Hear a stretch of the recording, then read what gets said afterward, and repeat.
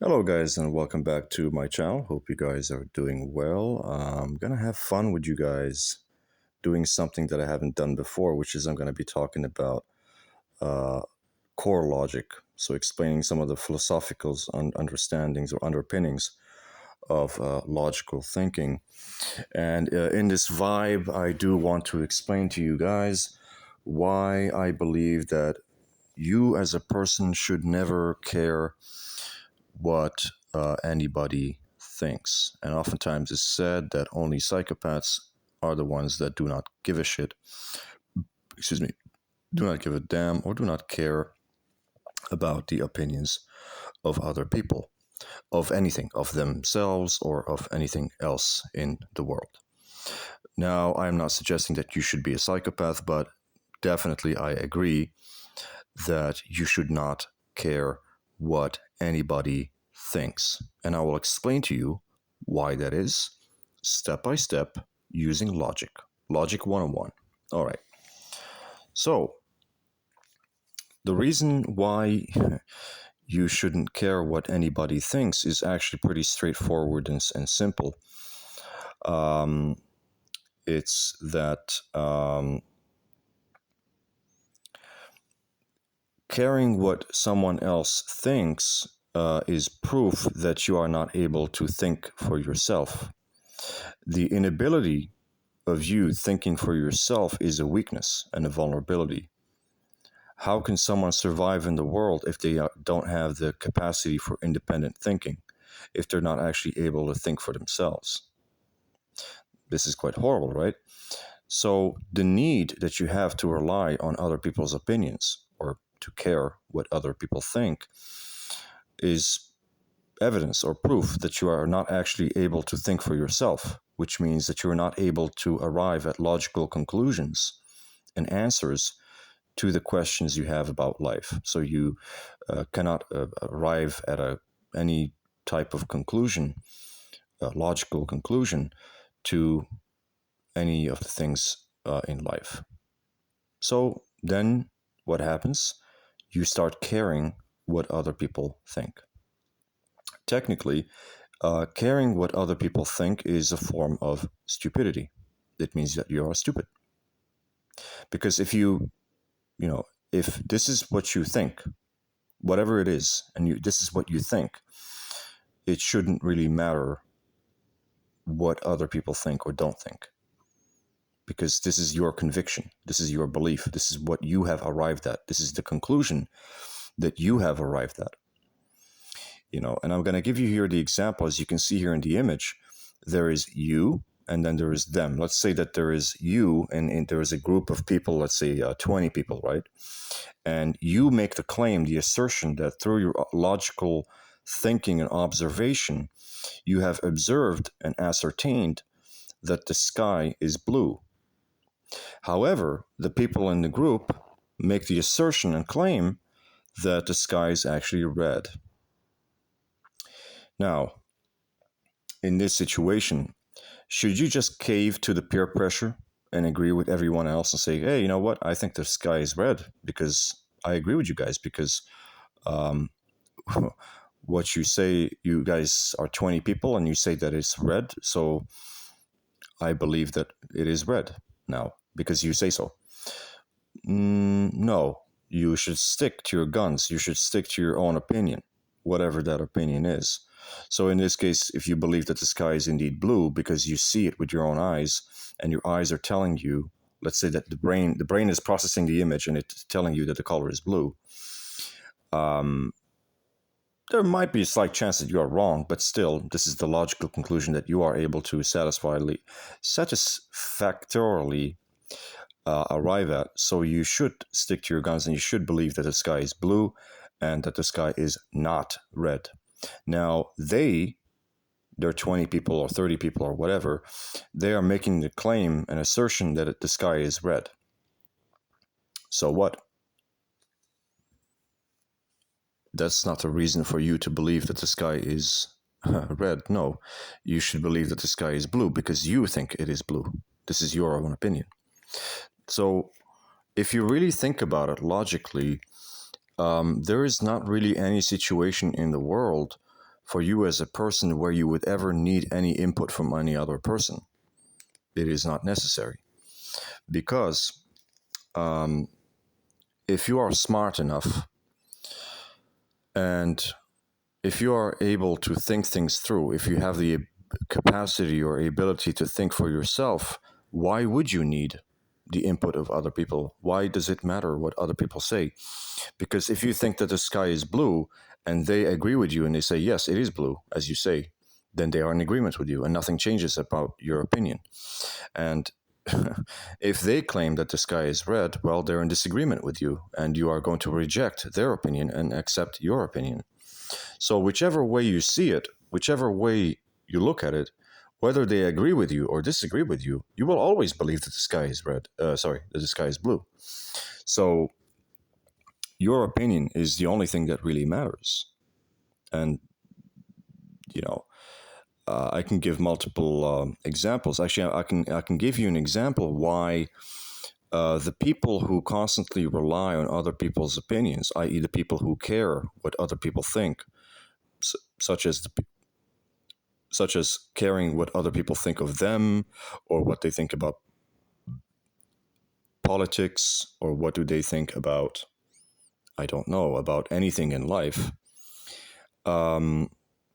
This is a form of stupidity, and it is also not only a form of stupidity, but it is also a form of inability to think for oneself. Because had you had been able, if had you had the tools to arrive at logical conclusion and answers to your questions by yourself, you would not need the input of other people. It would be unnecessary. And I can give you an example. For example, say that you're staying in your house and there's a problem with your plumbing. So your plumbing doesn't work anymore. And as such, you decide that, you know,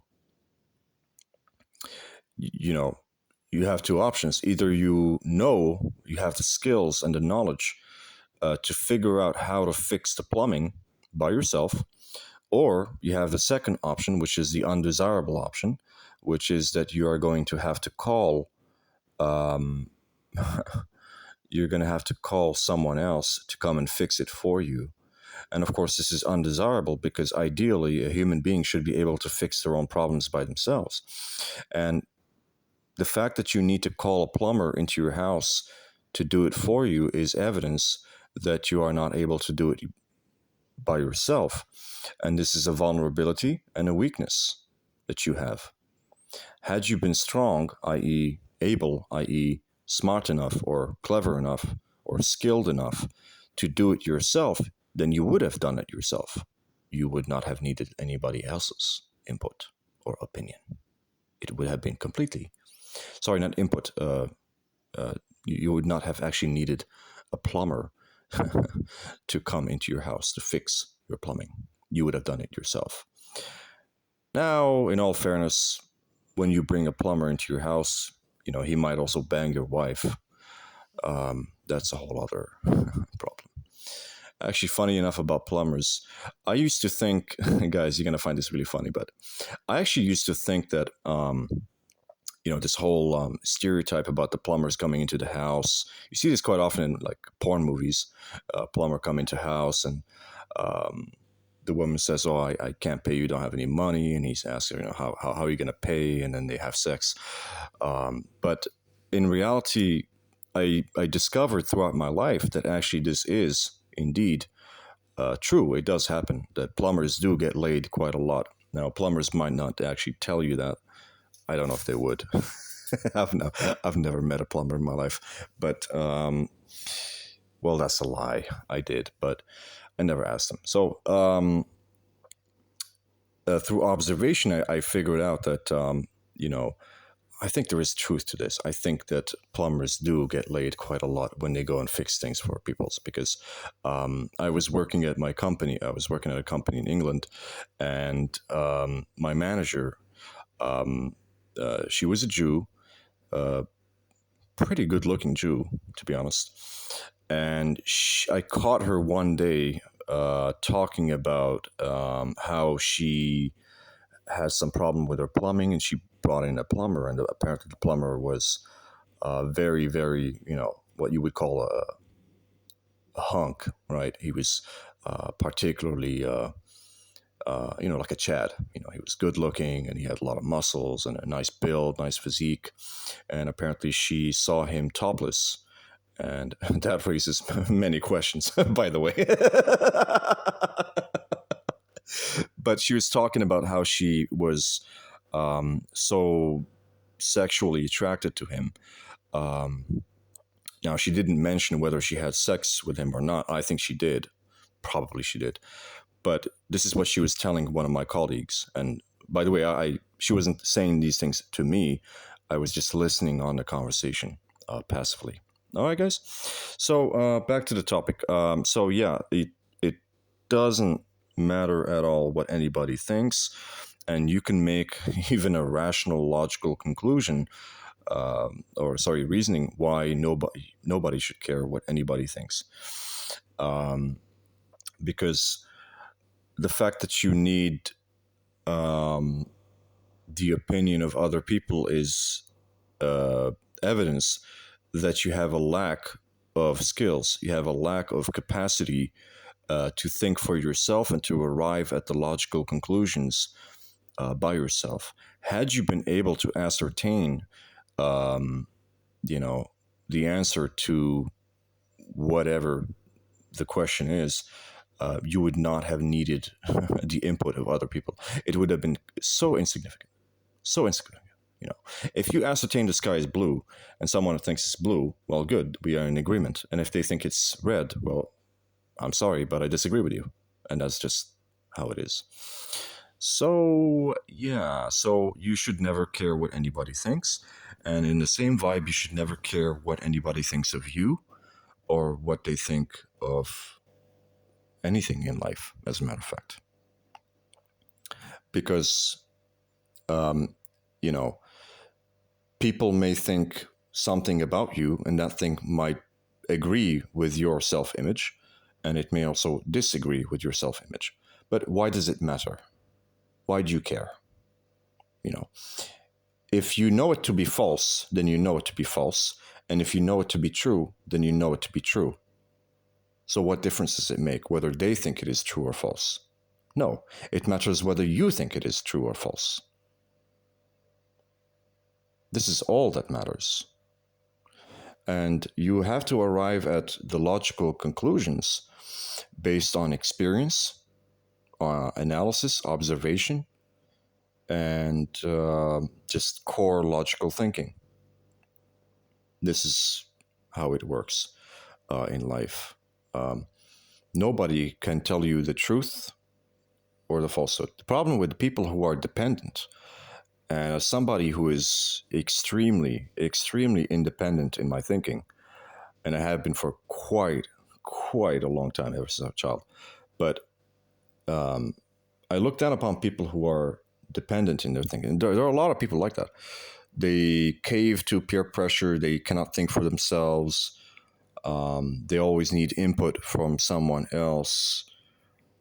You may know these people as they're called codependent. Some people refer to them as codependent, and I think in psychiatry they're also referred to as having something called a dependent personality disorder. But it's very similar to being codependent. It's very similar. And these people, they always need input from others. So they will always ask you for validation. They will always ask you what you think about this and this and this and that. Of course, the problem with this is when you constantly rely on the opinions of other people, or the input of other people, or the opinions or thinking of other people, that means that you are open to suggestion, and this puts you at a vulnerability because the people, first of all, you don't know what their motivations are. They could lie to you. They may deliberately not tell you the truth, and tell you something which is false. They may simply not really know the correct answer and give you a false answer, maybe not deliberately, but they may just by mistake give you a false answer. But whatever it is, whatever their intention or their situation, you're always just going by what they think. And therefore, there is a problem. You're open to suggestion, and being open to suggestion means that you have a susceptibility and a weakness, a vulnerability. No, ideally in life, you should be relying on your own thinking and figuring things out by yourself, whether it is by analysis or research or observation or logical thinking or experiences or whatever. But you have to figure it out on your own, because nobody can figure it out for you. This is the fact. So when it comes to dealing with other humans or other people, it can even be ascertained rationally and logically that you never really need to care about what other people think of you, because like I already explained, whether their opinion of you is true or false does not really matter at all. What matters is what you think. And this is actually amazing. And, again, I don't suggest that you should be a psychopath, but I'm saying that they have found through research that, well, if we are to trust this research, that psychopaths actually have a very, very, very solid self-image. So the image of a psychopath is extremely rock solid. They do not, and I mean this, psychopaths do not care what anyone thinks. And when I say this, I don't mean this in a sort of corny sort of way or some kind of some sort of like a defense mechanism, like a denial. People use denial all the time. They say, oh, well, I don't care what anybody thinks. But deep down, they really do. The thing with psychopaths is they're not using denial. They're not using a coping mechanism. Psychopaths genuinely do not care what others think. They just don't. They don't care what anyone thinks. They have a rock solid image of themselves. They know who they are. They have figured out one a long ass time ago. And they're always relying on their independent thinking of what they think of themselves and the world around them. And they never rely on other people's opinions. So whatever you think of them, they find it to be quite laughable. Because why do I need your input? I didn't ask for your opinion. And even if you did provide me with your opinion, I wouldn't care. I wouldn't really give a damn. This is how it is with psychopaths. I'm not saying that you should be a psychopath. I'm just explaining to you that psychopaths are very good at this. Ignoring other people's opinions, and they do not care. And psychopaths have been proven to be the most resilient, most resistant to peer pressure.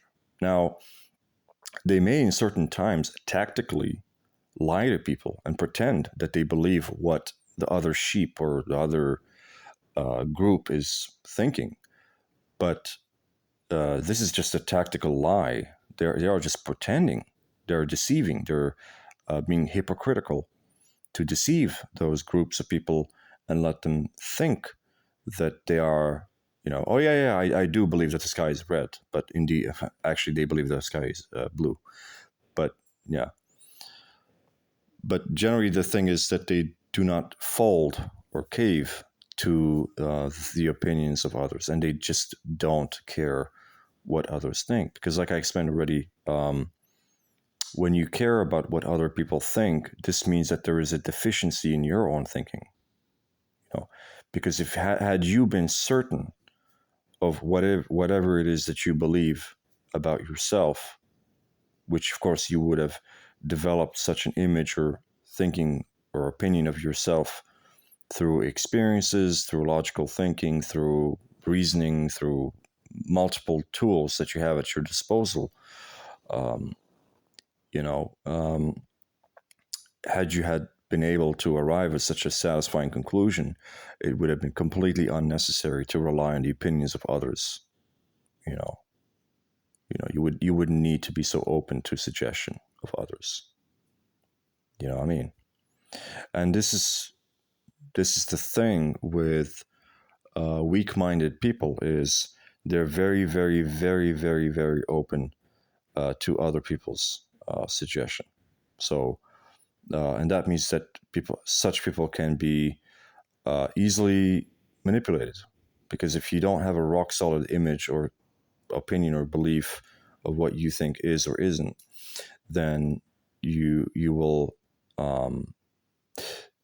There is of course going to be the issue of self-doubt. You're going to be open to self-doubt, and if you doubt yourself, then you're much more likely to accept what other people think, and therefore you will be open to manipulation, exploitation, abuse, and so on and so forth. So that's actually one of the reasons why you should not care about what other people think. Um, so yeah, caring what other people think is a weakness, and like I have proven, uh, it's not going to lead to anything positive. Actually, it opens you up to exploitation, abuse, and all sorts of whole slew of problems. And you oftentimes meet such people who are weak-minded, particularly easy to manipulate. 1 second one person tells them, I think that you should stop smoking, and then they stop smoking, and then another person comes and they say, oh, but you should. Why did you stop smoking, man? Like you should just keep smoking, man. Like chill out, man. Life is short. And then they'll take back the smoking and they'll start smoking again. So these people would be so easy to manipulate, because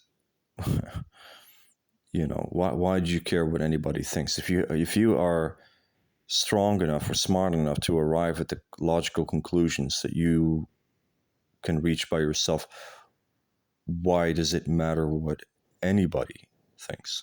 Why do you care about other people's input? It makes some sense. It literally makes some sense. I'll have this issue all the time.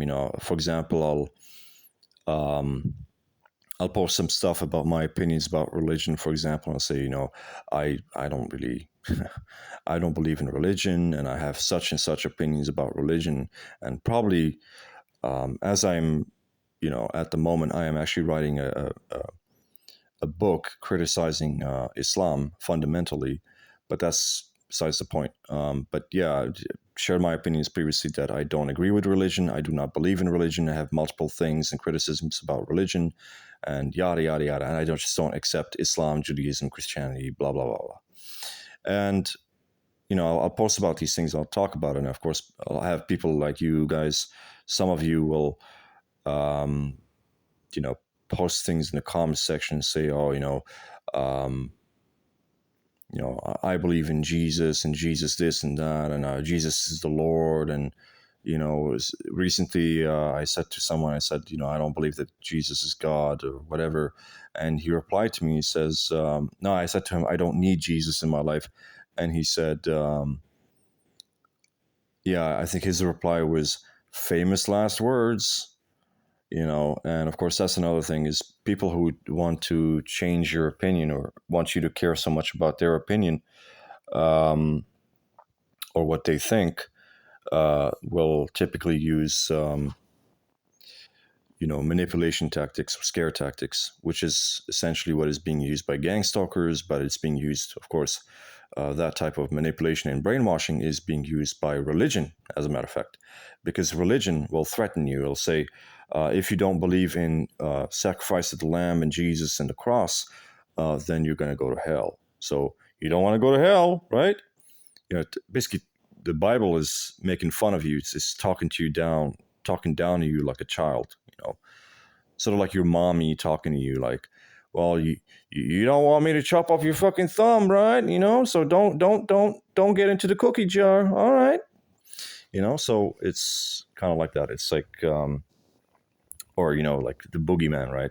They tell children the boogeyman to scare them so that they get them to sleep on time, whatever it was. I can't remember. Who cares? But you know this is what religion does, basically. Scare tactics. Oh, you don't believe in Jesus, you don't believe in sacrificing Jesus and the cross, well, you're gonna go to hell. Are you sure? Do you have a guarantee? Do you know 100% that you're not gonna go to hell? Are you 100% sure that there is no God? Are you 100% sure that there's no hell? But by the way, I believe in God. By the way, I'm just saying, you guys, I believe in God. But I think that the real Lord is Satan. I think we should be worshiping the devil. But Satanism is the correct interpretation of reality. But this is the scare tactics that are used by religion, and of course to coerce people and to change their opinions and that kind of stuff.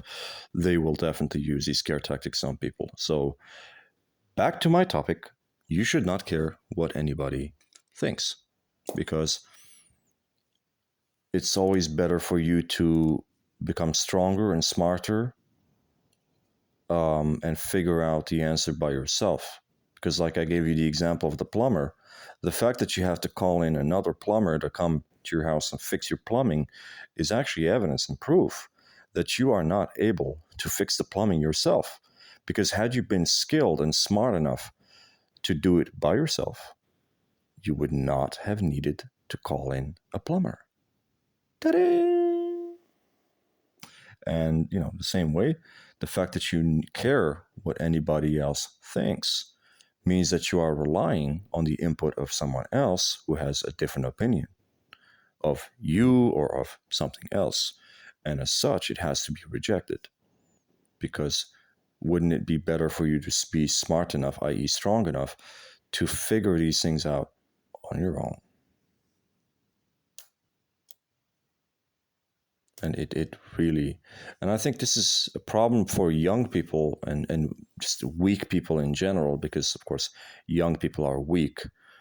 It's only when they grow as adults that they become strong, right? Because you can never compare the mental strength or resilience of a toddler to the mental strength and resilience of an adult who is 30 years old, right? There is just no comparison.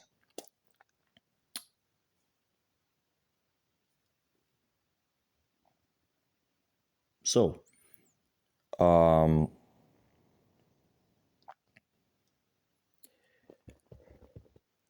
yes,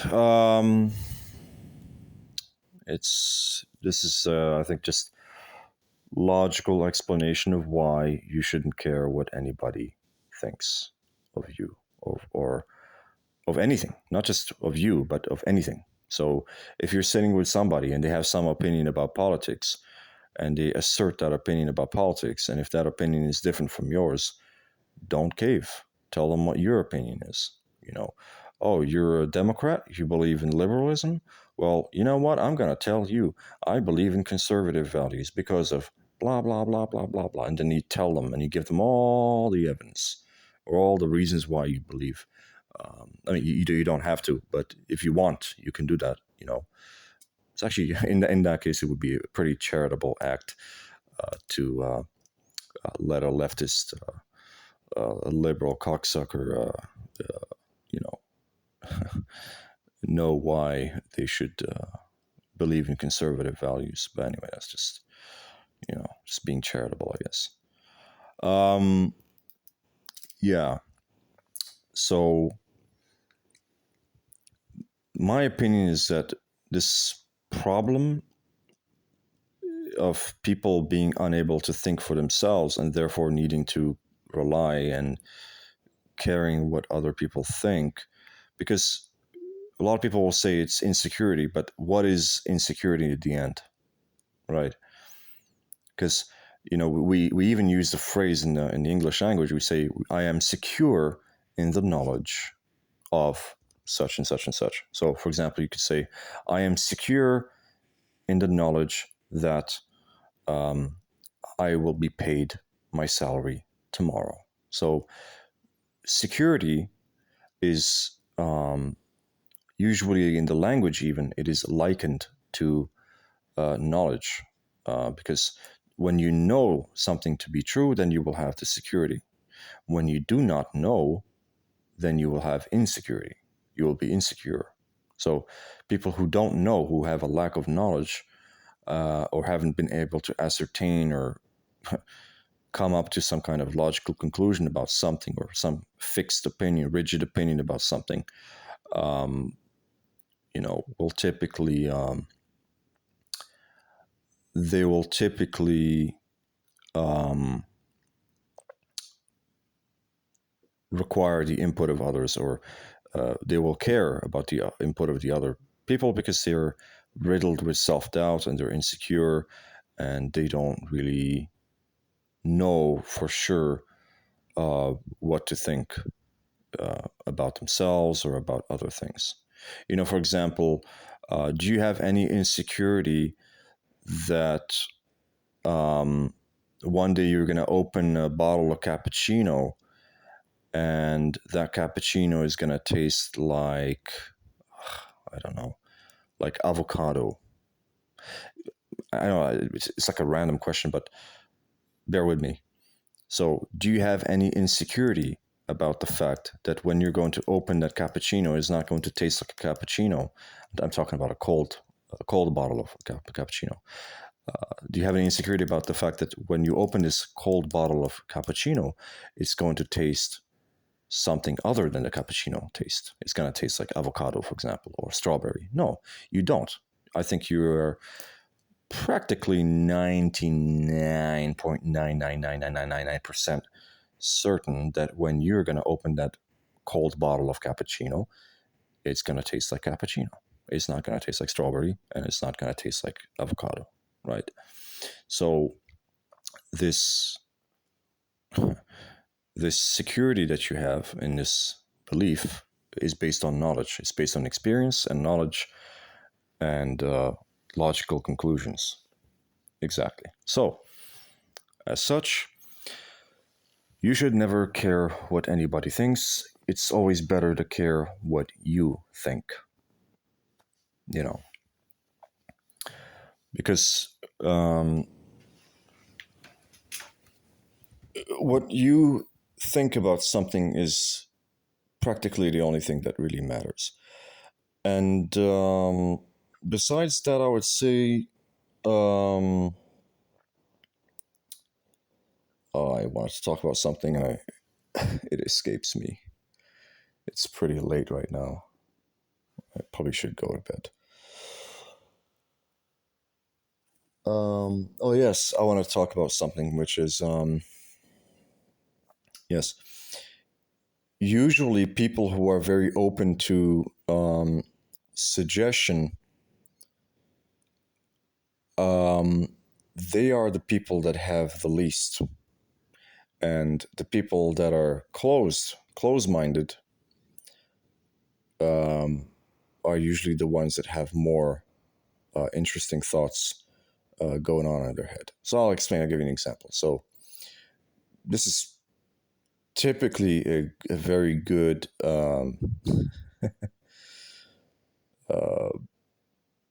it's a good explanation of the difference between conservatives and left-wingers and Democrats. So the Democrats, the leftists, they have nothing, right? Just like they have a house, but the house is empty. And the Republicans or the conservatives, they have a house, and that house is stacked with all sorts of stuff. They got televisions, they got gadgets, PlayStations, they got computers, they got beds, fridges, washing machines, stocks of food, all sorts of stuff, right? And so the house is locked.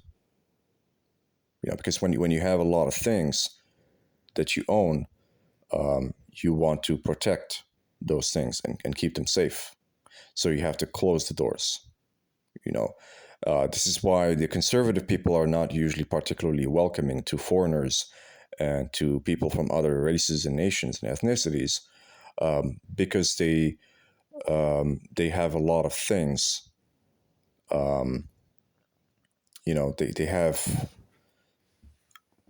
a lot of things that they want to preserve, that they should preserve, and so as such, they don't really need or want foreign people to come into their country, um, because they are much more likely to lose rather than to gain from such quote unquote cultural enrichment. So yeah, so like I said, the example, the Republicans have a house, and the house is full of gadgets, full of many valuable things, and as such, they will keep their house locked and probably invest in some kind of security to make sure that nobody enters the house. As opposed to the left wingers, and especially take it to the extreme, the communists, they got nothing. They have nothing, and people that have nothing, if your house is empty and there is nothing in your house, you don't have any gadgets, you don't have any PlayStation, you have nothing, literally nothing, completely empty house. Then then you will probably not going to invest in security, and your borders, the borders or the boundaries of the house are going to be typically left quite open, uh, and the house will be probably the door will even not be locked. It will be left open, uh, because you have nothing. So because there's nothing in your house, you have nothing to lose, right? And if you have nothing to lose, there's nothing of value in the house. Um, then you don't particularly need to engage with other people. You don't really. Sorry, I mean, if your house is empty, you have nothing of value in that house. You're not really afraid that somebody's going to come in and steal, um, you know, uh, steal from you, because you don't have anything. You have nothing. So, um, they cannot take anything from you because you have nothing. Now, this is just an example, a metaphorical example. I am not particularly enamored with the concept of capitalism. I think there's many things to critique about capitalism, and I don't think people should believe in capitalism and all these things. But not that you should believe in communism, but I'll give you an example. For example, hunter gatherers, right? So hunter gatherers are really interesting because they're particularly. I mean, they don't really follow a capitalistic system, because they don't really have an economy. There is no economy as such, but they would be classified. Hunter gatherers would be classified as being particularly conservative.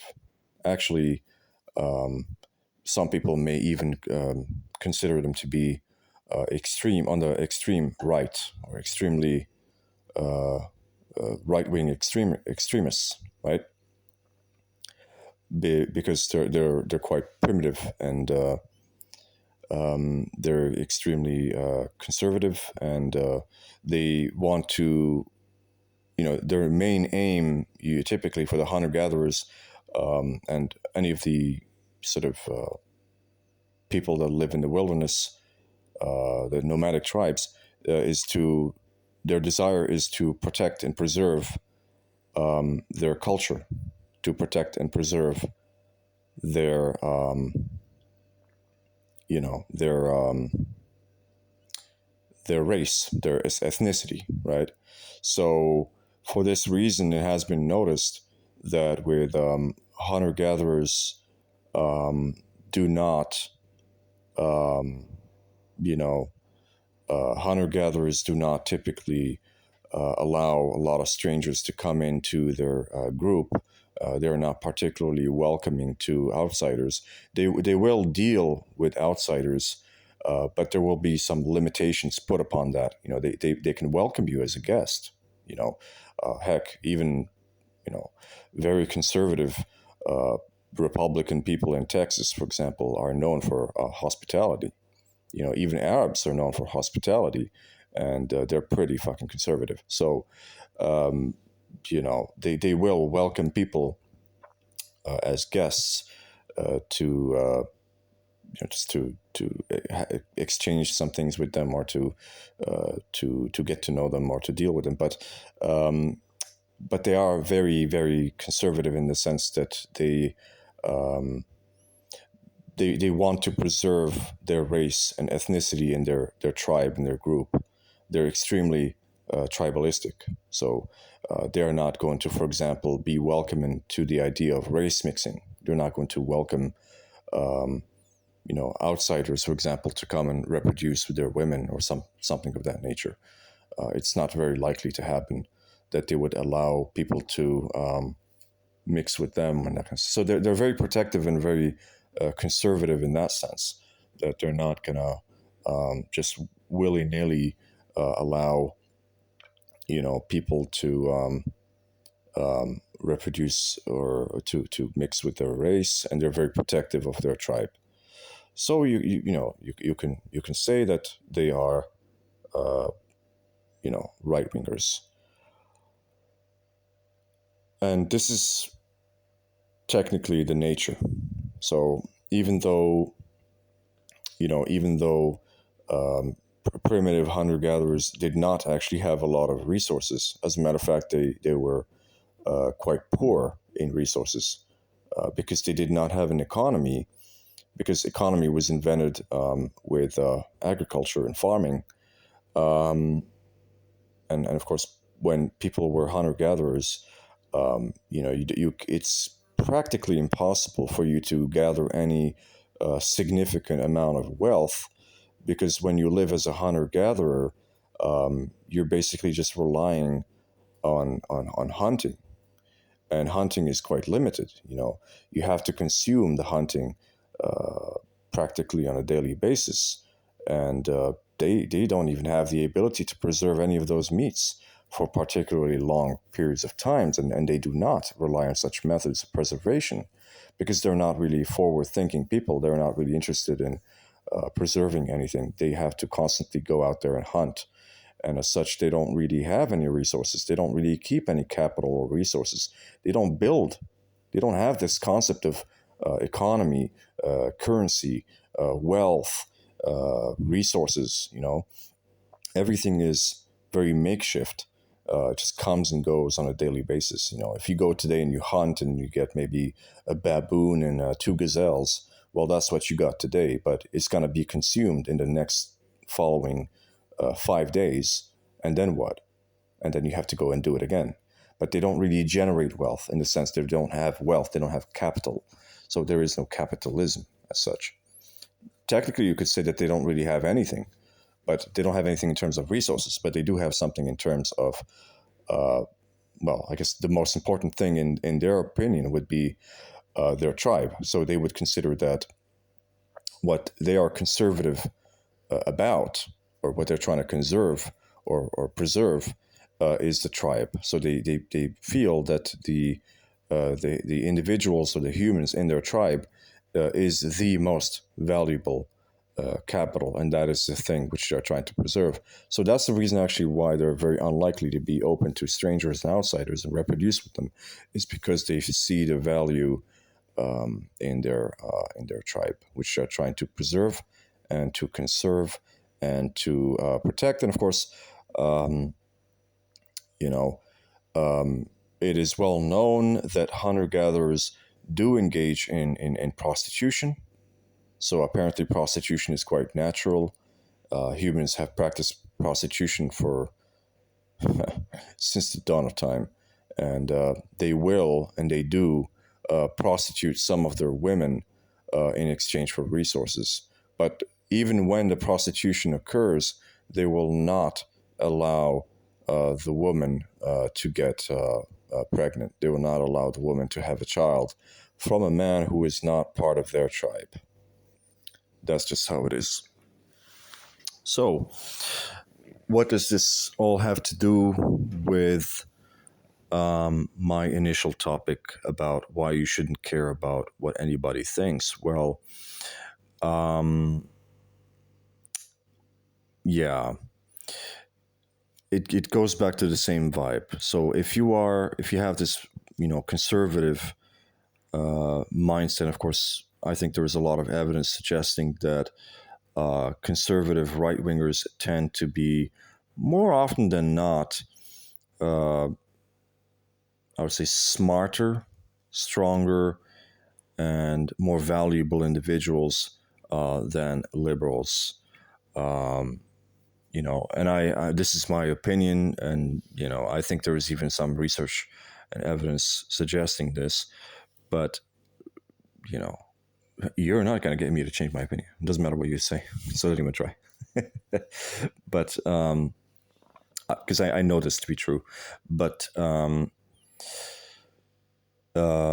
yeah. So as far as the initial topic of why you shouldn't care what anybody thinks, that's because if you are more of the conservative variety and you have a lot, and what you have doesn't necessarily have to be material goods. It can be just general value, to be skills, for example, to be a skilled individual, to be intelligent, to have a lot of things in your head, like insights and just to have a lot of knowledge, to have intelligence and the ability to figure things out and solve problems by yourself, the ability to learn and from experiences and come up with observations. Um, the it can also be material goods. Nothing wrong with that. Or you could have something like you could have beauty. You can be beautiful, good looking, which means you have good genetics, and that's something that you have that you need to preserve and protect. Um, you can have skills. Maybe you know how to fish, or you know how to fix a car, or you know how to, I don't know, fix a television, or you know how to, um, tinker with certain specific things, or you know how to write books. You're a particularly good writer, or you know how to write poetry or music or something. So, whatever it is, when you have something, you're much more likely to be protective of it and to be conservative and therefore to have boundaries, to lock the door to your house because there is something worth protecting. And it's the same thing with opinions. You know, um, caring what other people think is evidence that you do not have something going on in your head. There is a lack, a deficiency. You only care what someone else thinks because there is a void in you. There is a lack of opinions or ability to capacity or skill to think for yourself and arrive at the conclusions or the satisfying conclusions by yourself. That is the only time when you need to rely on other people's opinions, right? So in the same vibe, when you have a lot of things, let's say, going on in your head, or a lot of